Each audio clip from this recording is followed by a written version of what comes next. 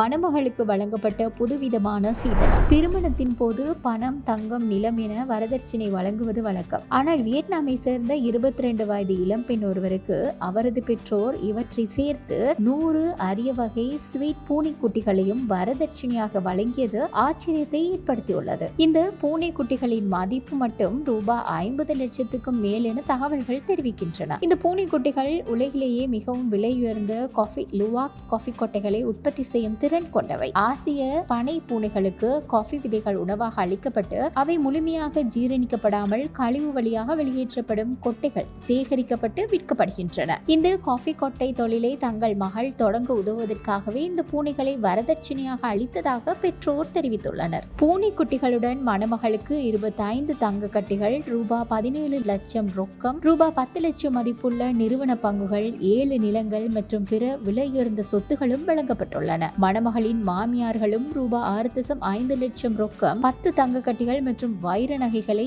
அளித்துள்ளனர்.